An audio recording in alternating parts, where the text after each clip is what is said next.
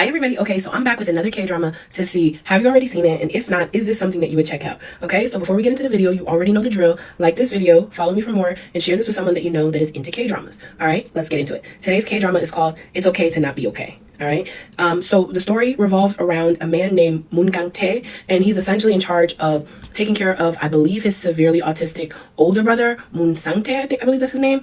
And in having to take care of them, they are ultimately moving town to town ever since his older brother experienced his mother's unaliving.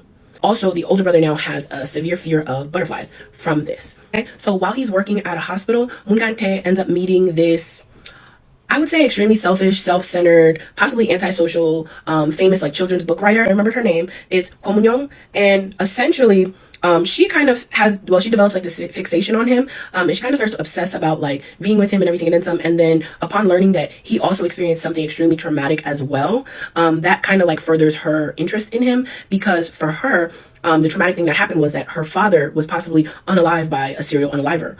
Something ends up happening when, I would say, like where he's working. I believe it had to do with the brother. But again, I don't recall. I may have to watch the, first episode again. In the event of, what happening, it leads to Moon Gang-tae and his older brother Moon Sang-tae having to move, and they end up relocating back to their hometown, which they had originally left because of, what happened to their mom.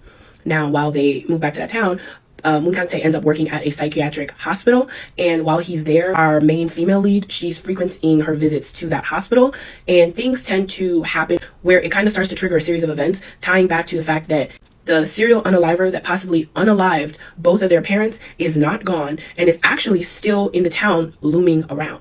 Now, the thing is, this serial unaliver is actually a lot closer than both of them would have believed. I would say that this show kind of highlights the frustration, the difficulty, the level of patience that one needs to essentially take on the role of being like an older parent or a more responsible sibling to take care of, his severely autistic older brother. It does show that, he does encounter a lot of frustrations. There's a lot of things that he's not able to experience for himself in life. It also seems that anytime he does kind of, get close to anyone other than his brother, that it does kind of trigger his brother a little bit. So it ultimately shows how he kind of has to, I would say, wrap his life around every aspect, in relation to his brother, which, that's not fair. But again, that's not something that either of them chose.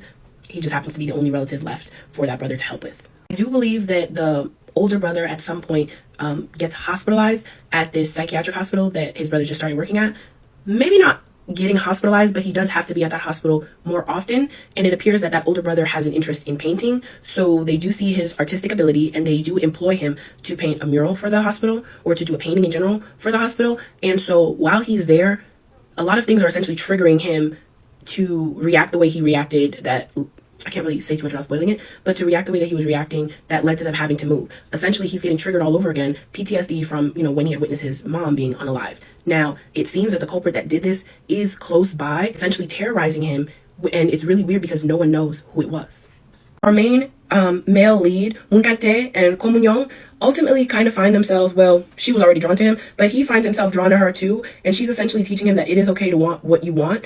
It is also okay for you not to be entirely responsible for your older brother. And I would like to let you know that she is extremely childish. The way that she is, as far as like her maturity level, matches Moon Gang-tae's older brother. So the two of them constantly being at odds with each other is hilarious. But definitely check out this K-drama. Come back and let me know if you liked it. If this is something that you've already seen, let me know in the comments how you felt about it. But okay, thanks for watching. Okay, bye.